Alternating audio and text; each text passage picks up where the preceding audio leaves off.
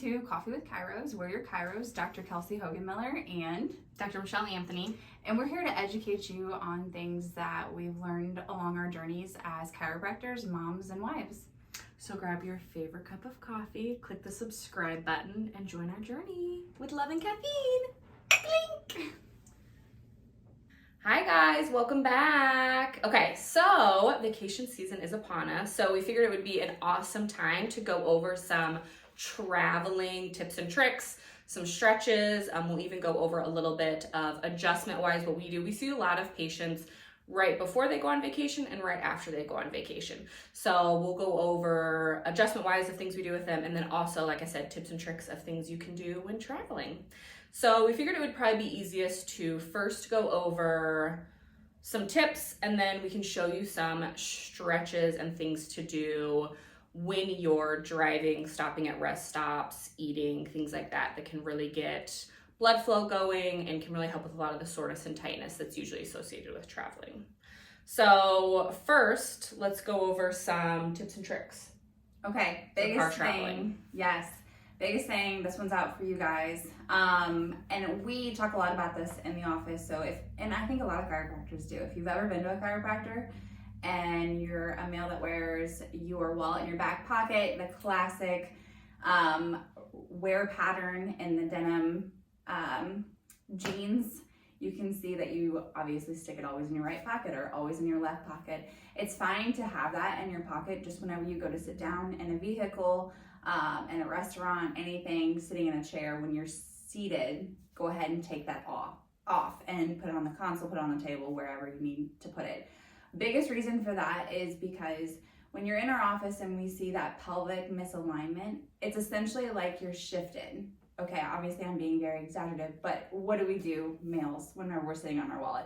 We are sitting with something up underneath the other side, so we are shifting ourselves for that period of time.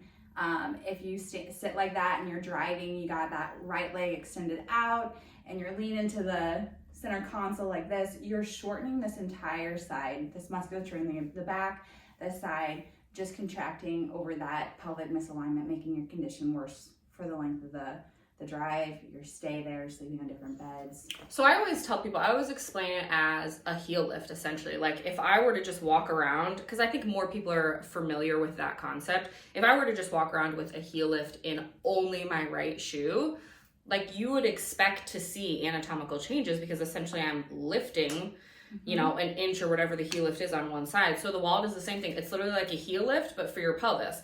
Especially since a lot of guys these days, have wallets that are like this thick. Yes. My husband does, but he always carries his in his front pocket. After marrying me, he knows.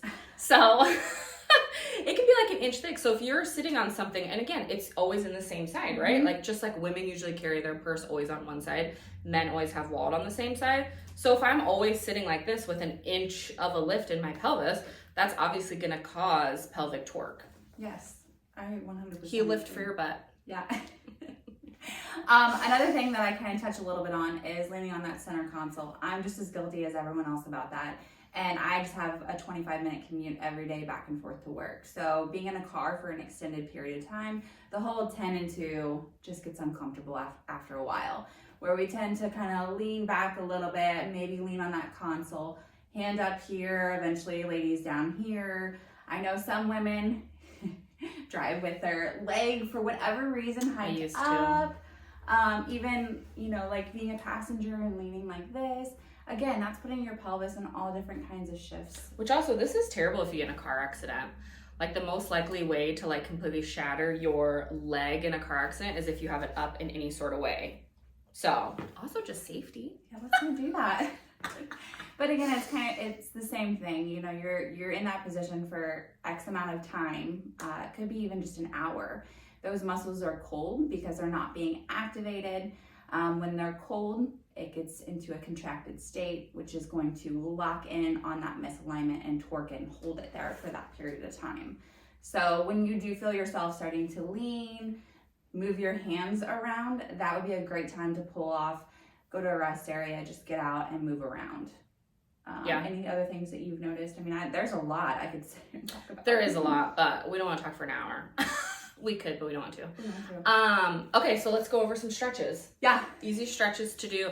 Honestly, some of these you can even do in the car, or at like a rest stop when you stop for food.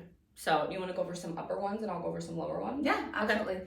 So whenever you, like I was saying, whenever you're in a position for a period of time and you're not activating that area, you're not, I mean, obviously blood is still pumping to that area, but it's not as if you were to go run a marathon. Your legs, the muscles in your legs are nice and stretched out. They're warmed up because that blood is really pumping to it because we need to activate it. So same thing when we're in a position, okay, we're not moving our shoulders like we should be. So that's where, especially if we're in traffic or we're in an area that we're not really familiar with, we may just be a little tense because we're learning the grounds.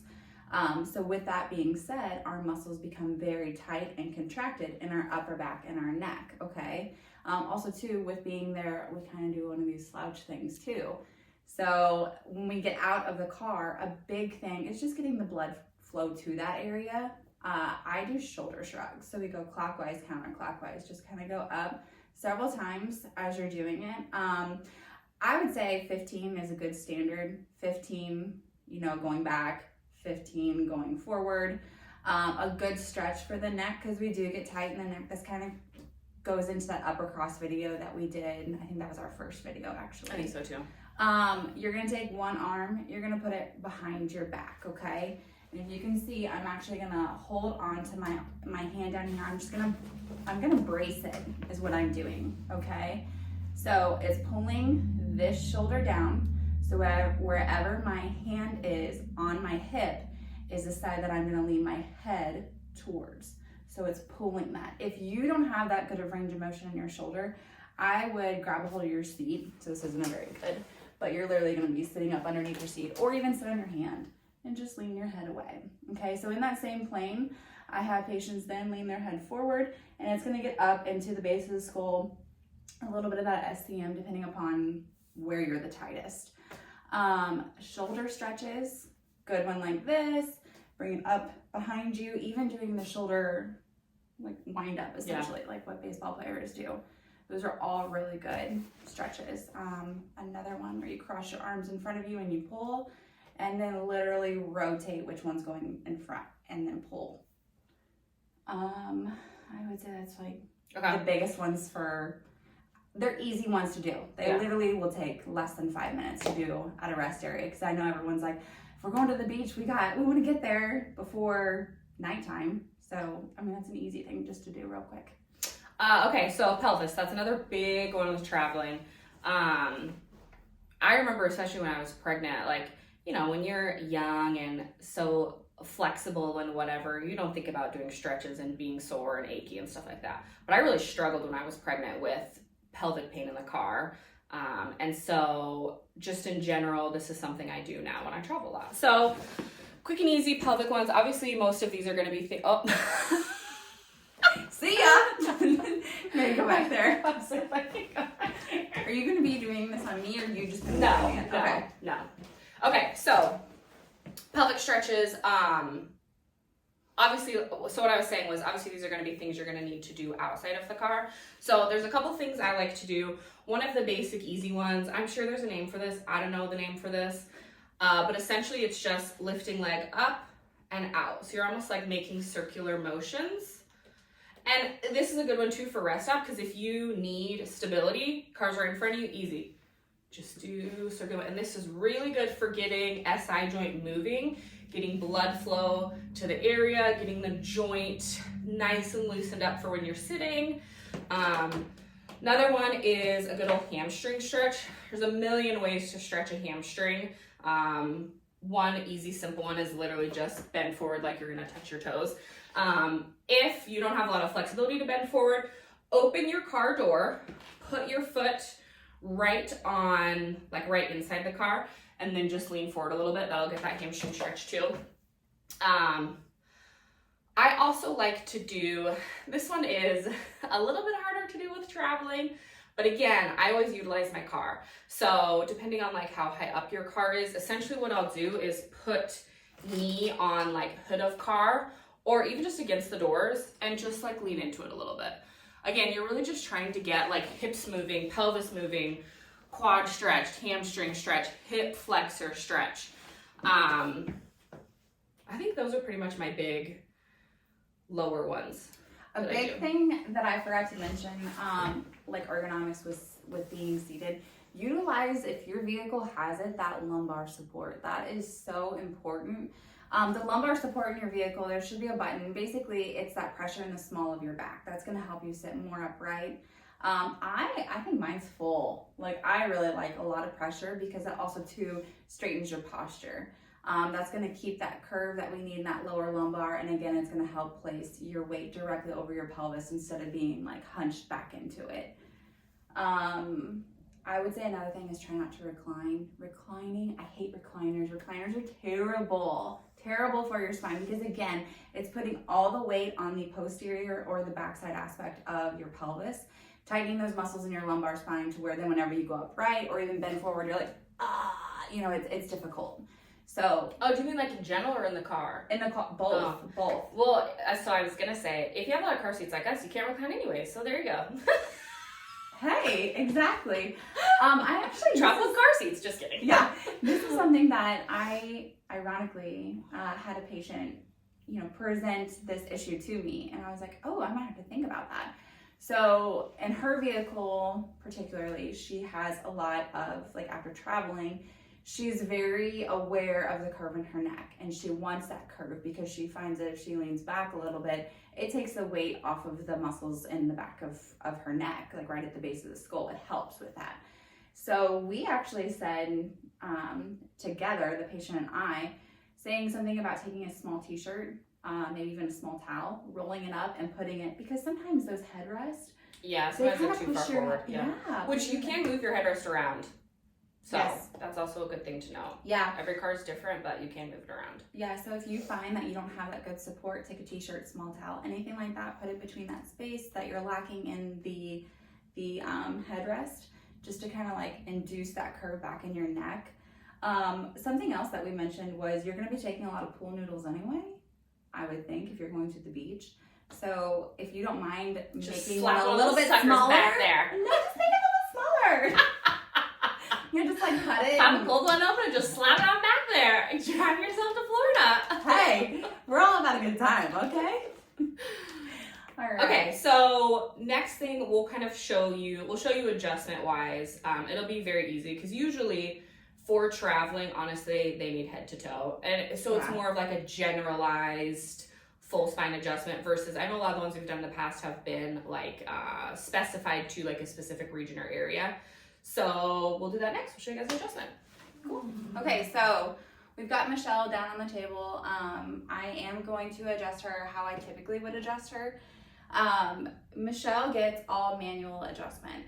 We're just pretty well used to that, but that again doesn't mean that's the technique that you maybe need. We are very diverse in different techniques that we can explain a little bit later. But for instance, her, like she had said earlier, it's a pretty much head to toe adjustment, focusing a lot on that pelvis, that lumbar spine because of the increase in sitting in the vehicle, as well as the upper back and the neck just because of travel time, carrying things down to the beach, toddling around with kids, etc. So here in the office, we actually start at the base of the spine, which is the feet. So in her case, girlfriend, what is this? Listen, I haven't been adjusted in a long time. I'm a terrible patient. Chiropractors are terrible patients. She is actually off about a ½ inch on the right side of her pelvis. So though that we're doing a manual adjustment just to, move her one position at a time, I'm actually gonna start up here, then we'll flip her on her side and do her lumbars and her pelvis. So just to get a good feel here. Yeah, she is definitely tight in that lower does not feel lumbar. good. I'm sorry. Don't be sorry. So she's got a counter rotation. I talk a lot about counter rotations in the office. Ironically, this is very classic of travel time. So, I do travel to work an hour and 10 minutes each way, so. That's how good we are. She comes that far. That's true. So counter rotation is one vertebrae went one way, let's say to the right. In her case, L5 did go to the right, it followed the pelvis.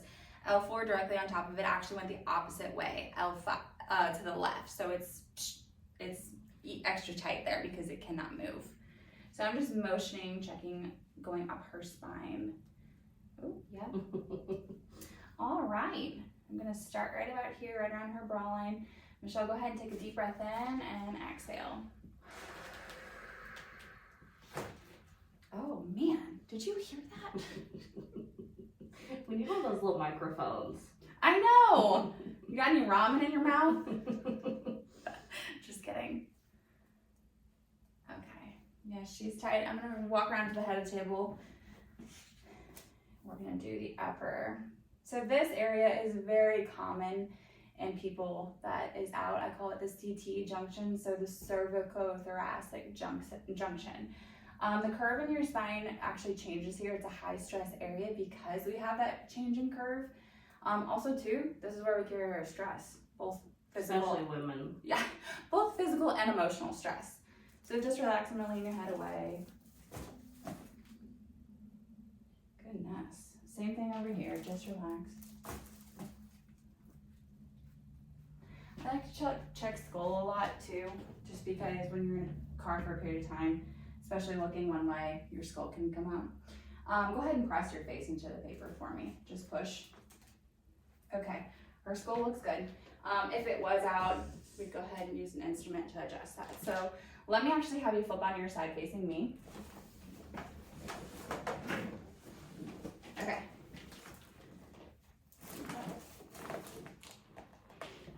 Okay, just try to relax. Oh, take a deep breath in, exhale. Good. Okay, so now we're just gonna be doing the neck, the cervical spine. Ooh.